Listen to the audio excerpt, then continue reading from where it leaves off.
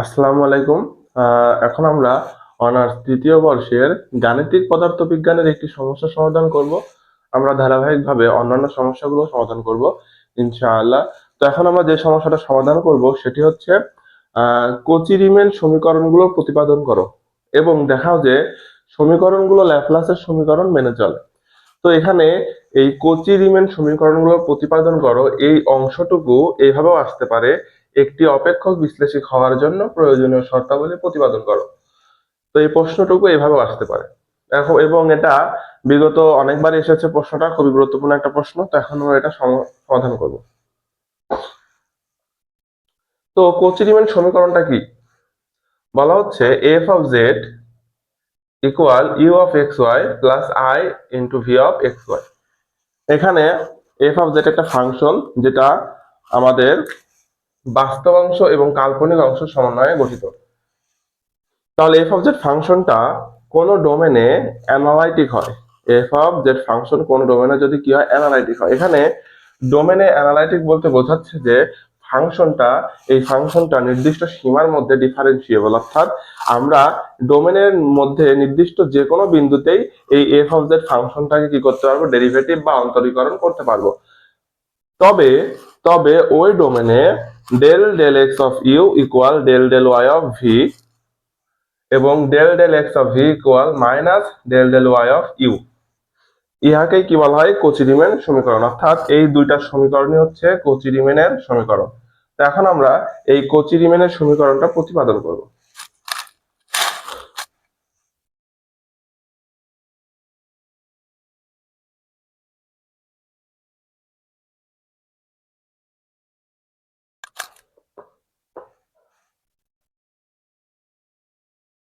ধরি আর অঞ্চলে F of Z equal you of x Y plus I into V of x Y একটি analytic function. তাহলে আমরা ধরলাম যে আর অঞ্চলে এফ অফ জেড ফাংশনটা একটা অ্যানালাইটিক ফাংশন, অর্থাৎ আমরা আর অঞ্চলে এফ অফ জেড ফাংশনের ডেরিভেটিভ করতে পারবো, এটা ডিফারেন্সিয়েবল একটা ফাংশন। তাহলে যেখানে যেখানে যেখানে z equal x plus I y এবং ইউ অফ এক্স ওয়াই ও v of x y x ও ওয়াই এর বাস্তব ফাংশন। তবে f prime of Z equal, অর্থাৎ আমরা এখন এই যেহেতু এই ফাংশনের ডিফারেন্সিয়েবল ডেরিভেটিভ করতে পারবো, তাহলে আমরা এখানে কি করতেছি, ফাংশনটার একবার ডেরিভেটিভ করতেছি। আর আমরা জানি যে একবার ডেরিভেটিভ করলে পরে একটা প্রাইম দিতে হয়, দুইবার ডেরিভেটিভ করলে পরে এটাকে ডাবল প্রাইম দ্বারা প্রকাশ করতে হয়। তো আমরা এটাকে একবার ডেরিভেটিভ করবো এবং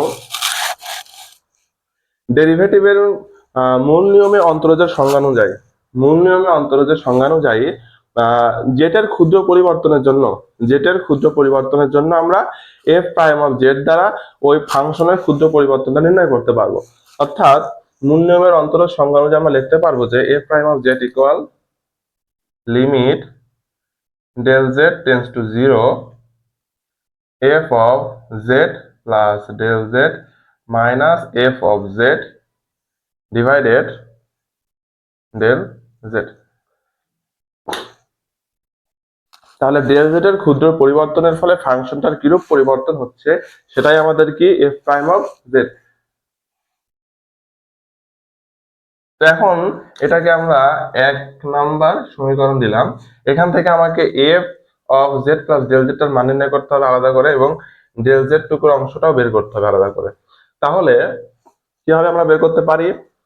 তো আমরা জানি যেহেতু যেহেতু লিখবো যে যেহেতু যেহেতু f of Z equal you of x Y plus I V of x y, সুতরাং f of Z plus del Z equal,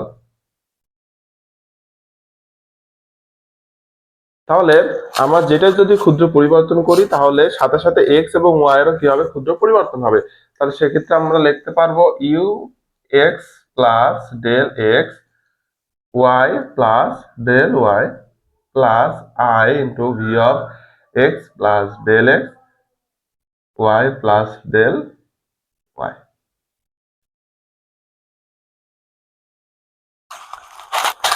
এবং এবং জেড সমান আমরা লিখছি এক্স প্লাস আই ওয়াই, তাহলে ডেল জেড সমান কি হবে, del x plus I del Y. এখন এই মান দুইটা এখন আমরা এই 1 নং সমীকরণে বসাই দেবো। ঠিক আছে, তো আমরা এই মানটা ডেল জেড এর মানটা আমরা এখানে একটু ছোট করে লিখে রাখি। ডেল জেড এর মানটা আমরা পেয়েছি del Z equal del x plus I del Y.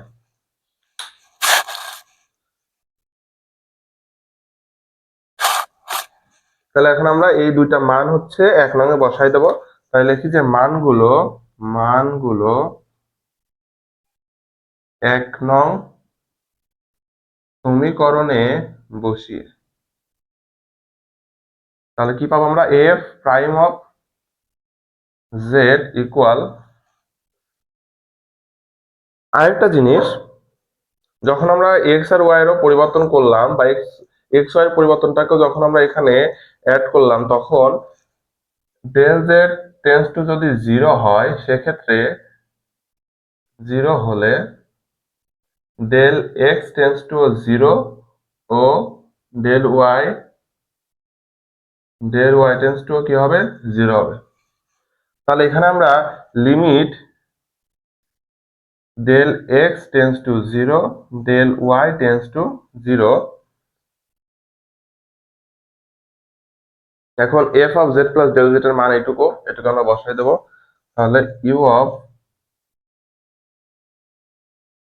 X, এখান ডেল এক্স হবে X plus del X Y plus del Y plus I V of X plus del X Y plus del Y minus minus F of Z এর মান কোনটা, এই যে মূল function U of x Y plus I V of x Y, U of x Y plus I V of x Y divided, নিচে del Z এর মানটুকু আমরা বসাই দেবো, এইটুকু মান del x plus I del Y, del x plus I del Y. আমি উপরে মুছে দেবো এখন।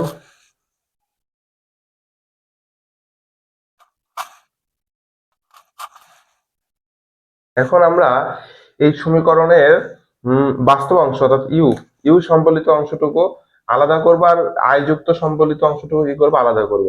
ঠিক আছে, তাহলে আমরা লিখতে পারবো F prime of Z equal limit del X tends to 0 del Y tends to 0 U of X plus del X Y plus del Y, এখানে ব্র্যাকেটটা তুলে দিলে মাইনাস দ্বারা গুণ হয়ে যাবে, তাহলে ইউ অফ এক্স ওয়াই এর চিহ্নটা কিন্তু মাইনাস, তাহলে এখানে minus U of x Y plus I I V of X plus del X Y plus del Y minus V of x Y. তো আমরা এখানে কি করলাম, তো মাইনাস প্লাসে মাইনাস হয়ে যাবে, মাইনাস প্লাসে মাইনাস হয়ে যাবে, minus V of x Y. আইটা কি করেছি আমরা, এই অংশ এবং এই অংশটুকুতে এই দুই অংশে কি আছে, আই আছে, তো আমরা এই আইটাকে কমন নিয়ে নিছি, একবারে করছি আমরা, divided del x plus I del Y.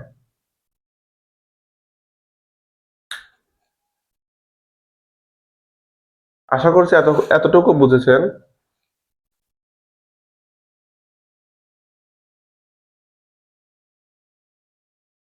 তো এখন আমরা এখানে ইউ সম্বলিত অংশটুকু এবং আই যুক্ত অংশটুকু লিমিট সহকারে আলাদা করে লিখবো। অর্থাৎ এই অংশটুকু এবং এই অংশটুকু, দুই অংশটুকুকে আলাদা করে লিখবো। তাহলে limit del x tends to 0, del y tends to 0, u of x plus del x, y plus del y minus u of xy divided del x plus I del y plus limit del x tends to 0, del y tends to 0, v of x plus del x, y plus del y minus v of x divided del x plus I del y। আমি নিচের অংশটুকু মুছে দিলাম।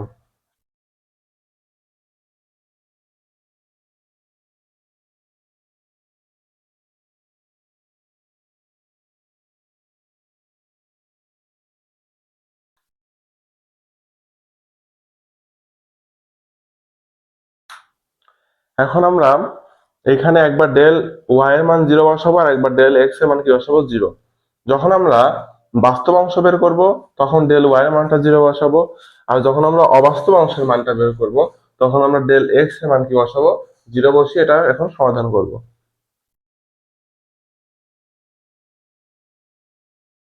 তাহলে লিখি F prime of Z যদি বাস্তব হয় তাহলে ডেল ওয়াই ইকুয়াল কি হবে, 0। ঠিক আছে, এটাকে আমরা 2 নং সমীকরণ দিয়ে রাখি। তাহলে 2 নং হতে কি লেখা যায়, 2 নং হতে আমরা কি লিখতে পারবো,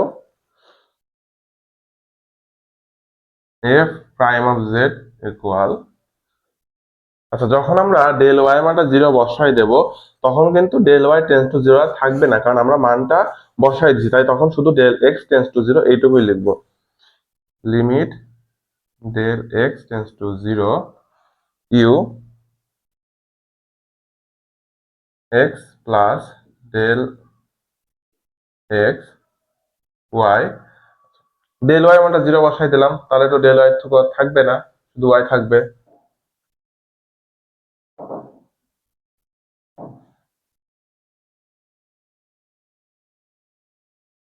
এখানে ডেল ওয়াই মান 0 বসালে পরে i এর সাথে 0 গুণ হলে 0 হয়ে যায়, তো এই অংশটুকু বাদ চলে যাবে, শুধু ডেল এক্স থাকবে। এইদিকেও same, del x tends to 0,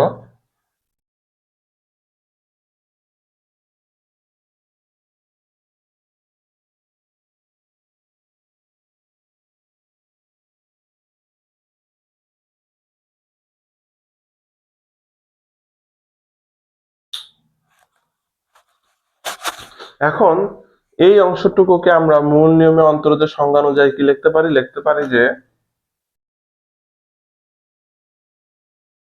del del x of you.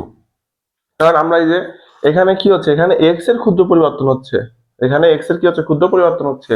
You you of x ও একটা ফাংশন যেখানে এক্স এর কি হচ্ছে, ক্ষুদ্র পরিবর্তন, অর্থাৎ আমরা ইউ ফাংশনটাকে এক্স এর সাপেক্ষে কি করতেছি, এক্স এর সাপেক্ষে একবার ডেরিভেটিভ করতেছি।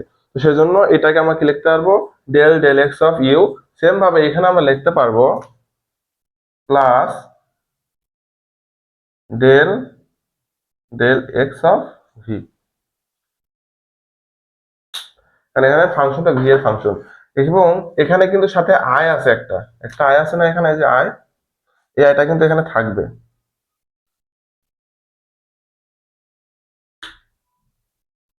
কারণ মূল নিয়মে অন্তর্গত সংজ্ঞা তো আর আই নাই, তাই না। অ্যাকচুয়ালি আইটাকে যদি আমরা বাইরে নিয়ে আসি, এখানে এখানে বাইরে নিয়ে এসে আমরা লিখতে পারি আইটাকে, আইটাকে আমরা এভাবে লিখতে পারি। ঠিক আছে, তাহলে এই অংশটুকু হচ্ছে মূল নিয়মের অন্তর্গত সংজ্ঞা অনুযায়ী কি লিখতে পারি আমরা, del del x of v, আর এই আমার আই, তাহলে i into del del x of V. এটাকে আমরা দিলাম 3 নাম্বার।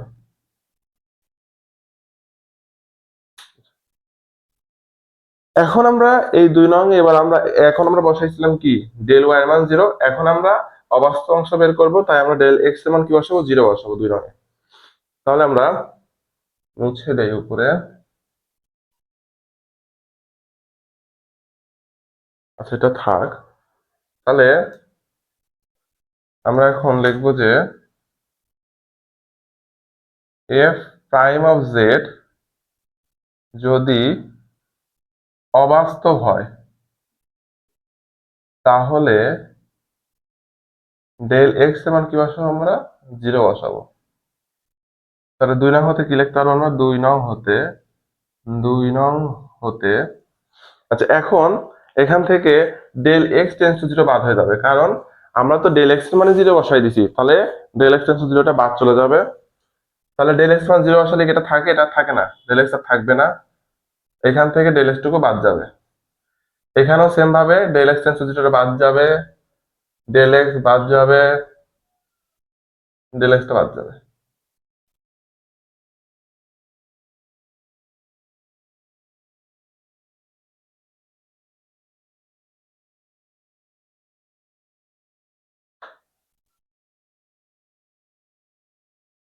আপনারা ভিডিওটা পজ করে করে নোট করে নিন।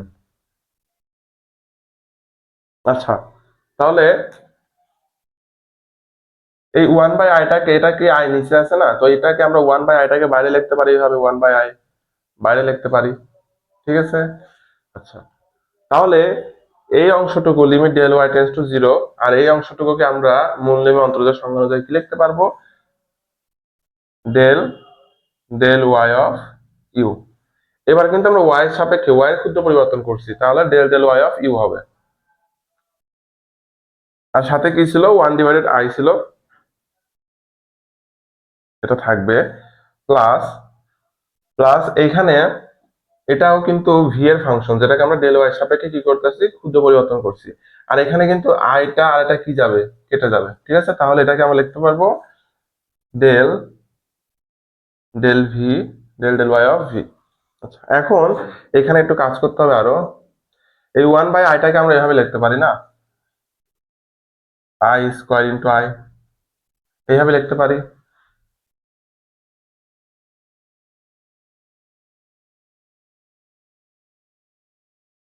তাহলে এখানে যদি আই আর এখানে আছে আই স্কোয়ার, একটাই কেটে গেলে তো আরেকটাই থাকে, থাকে না? তাহলে এটা থেকে মূলত আমি 1/i পাচ্ছি। তো এটা এইভাবে আমি কেন লিখলাম? কারণ আমরা এই আই স্কোয়ারের মানটা জানি। আই স্কোয়ারের মানটা কি? আই স্কোয়ারের মান হচ্ছে -1, তাই না? তাহলে আমরা এখানে মাইনাস, তাহলে আমরা কি লিখতে পারি? Minus I del del Y of you plus del del Y of V. এটাকে আমরা দিলাম 4 নম্বর। তাহলে যে আই স্কোয়ারের মানটা কি -1, সেই -1 একটা আই ছিল সাথে, এই I del del Y of you plus del del Y of V. আচ্ছা আমার ভি আর ইউটা দেখতে একই লাগে, একটু বুঝে নিয়েন এটা ভি। আচ্ছা তাহলে এখন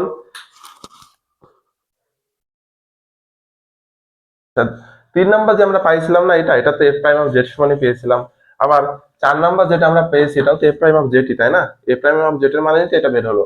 তাহলে এই দুটা কি হবে? অবশ্যই সমান হবে।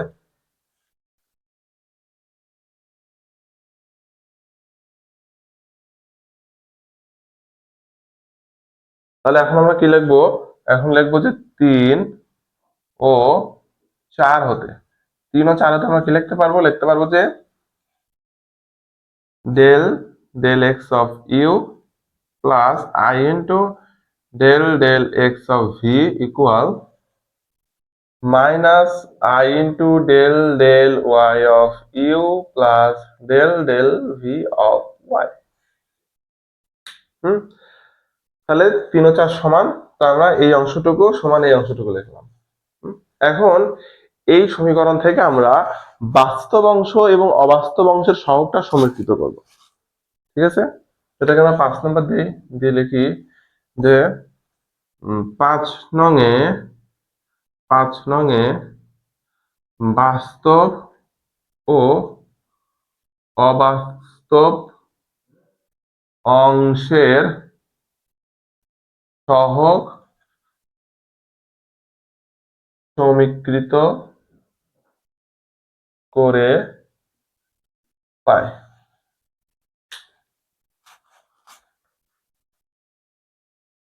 তাহলে আমার বাস্তব অংশ কোনটুকু? এইটুকু, আর এখানে এটুকু বাস্তব অংশ। তাহলে এই দুটো কি সমান লিখবো আমরা এখন? Del del x of you equal del del Y of V. এবার এটুকু কি অবাস্তব অংশ, এটুকু কি অবাস্তব অংশ? তবে এখানে কিন্তু সাথে মাইনাসটা থাকবে, মাইনাসটা কিন্তু আমরা অবাস্তব অংশের মধ্যে নিব, ঠিক আছে? কারণ এখানে আইটা কি অবাস্তব অংশ না, তো আই এর সহ কোনটা? Del del x of v, আর এখানে minus del del Y of u. তাহলে এইটুকু এইটুকু কি হবে? সমান হবে। যেহেতু আমরা অবাস্তব অংশটাও কি করব? সমীকৃত করতেছি সহগ, তাহলে আমরা কি লিখতে পারবো? Del del x of V equal minus del del Y of. এই দুটাই হচ্ছে কি?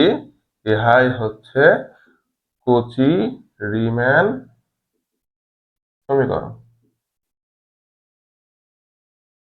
তাহলে আমাদের কচি রিমেন সমীকরণটা প্রতিপাদন হয়ে গেল, ঠিক আছে? তো আশা করি সবাই বুঝতে পেরেছেন কচি রিমেন সমীকরণ প্রতিপাদনটা। আচ্ছা, এখন আমরা দ্বিতীয় অংশটুকু করব। দ্বিতীয় অংশে বলছে যে দেখাও যে সমীকরণগুলো ল্যাপ্লাসের সমীকরণ মেনে চলে, ঠিক আছে? তো আমরা এখন এটা করব। তো আমাদের এই সমীকরণ দুটো লাগবে, এখন কচি রিমেন সমীকরণটা লাগবে। তো আমরা উপরে এটুকু মুছে দিচ্ছি, এখানে লিখি দ্বিতীয় অংশ। দ্বিতীয় অংশ,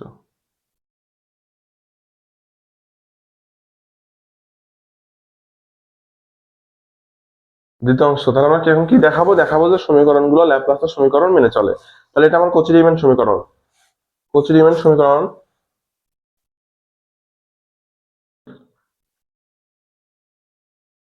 লিখবো যে কচি রিমেন সমীকরণ হতে কচি রিমেন সমীকরণ, এটাকে আমরা যদি 1 নাম্বার দেই, এটাকে দিলাম 2 নাম্বার, ঠিক আছে? এখন আমরা 1 নংকে এক্স ও 2 নংকে ওয়াই এর সাপেক্ষে ব্যবকলন করে, তাহলে 1 নংকে আমরা এক্স এর সাপেক্ষে আর 2 নংকে ওয়াই এর সাপেক্ষে ব্যবকলন করব। তো এক্স এর সাপেক্ষে ব্যবকলন করলে কি হবে? Del del del square U divided del X square equal del square V del X del Y.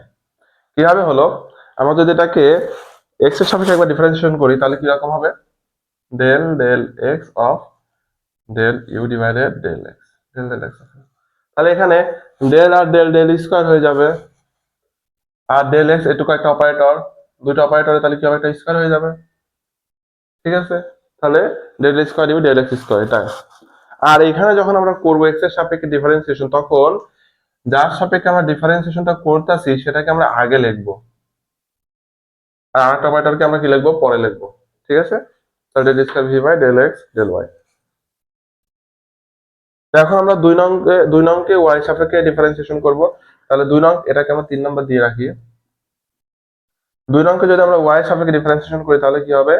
Del square b divided, যেহেতু এবার আমরা ওয়াই সাপেক্ষে ডিফারেন্সিয়েশন করতেছি, তাহলে আমাদের ডেল ওয়াইটা আগে লিখবো অপারেটরটা, আর ডেল এক্স অপারেটরটা আমরা লিখবো পরে।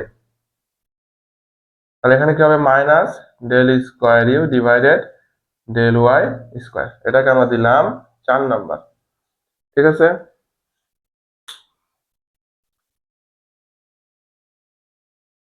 এখন আমরা লিখবো যে অবকলন সহগ, অবকলন সহগ del del x of V del del Y of V অবিচ্ছিন্ন হলে, অবিচ্ছিন্ন হলে আমরা কি লিখতে পারবো? Del square V del X del Y equal del square V del Y del X. অর্থাৎ এই অংশ আর এই অংশটুকু কি হবে, সমান হবে। এই অংশ আর এই অংশ যদি সমান হয় তাহলে আমরা কি বলতে পারবো, এই অংশটুকু আর এই অংশটুকু কি হবে, সমান হবে। তাহলে আমরা লিখবো সুতরাং 3 ও 4 হতে del square U del X square equal minus del square U del Y square. আমরা এটুকু লিখলাম, এটা কি হবে, সমান হবে, লিখলাম। এখন এই অংশটুকুকে আমরা এই পারে নিয়ে আসলে কি হবে, মাইনাস আছে, এই পারে আসলে কি হবে, প্লাস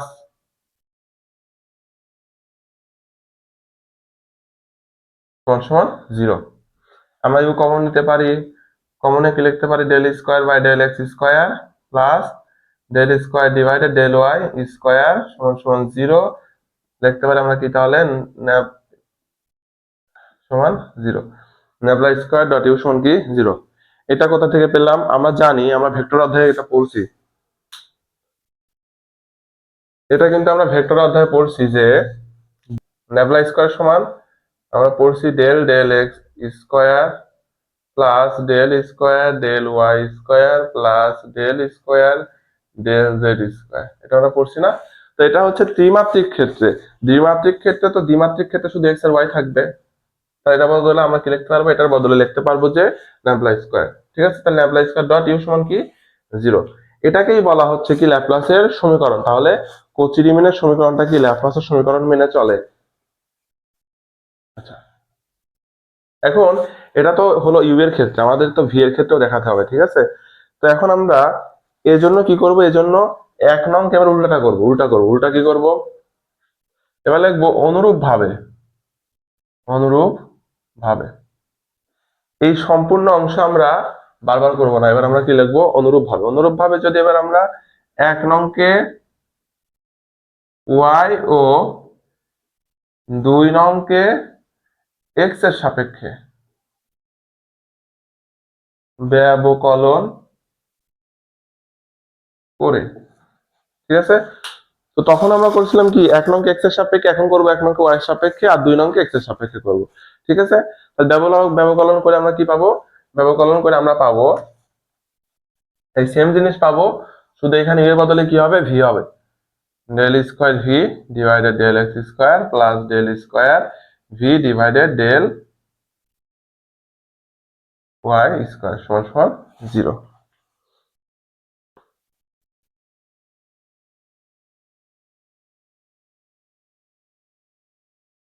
তাহলে সেম ভাবে আমরা ভি কমন নিব, del square by del X square plus del square divided del Y square সমান 0। তাহলে ন্যাবলা স্কোয়ার ডট বি সমান কি, বি সমান 0। ঠিক আছে, এটাকে যদি আমরা 5 নম্বর দিয়ে রাখতাম, এটা যদি 6 নম্বর হয়, তাহলে আমরা এখন লিখবো যে 5 ও 6 নং সমী দ্বিমাত্রিক দ্বিমাত্রিক অঞ্চলে ল্যাপ্লাসের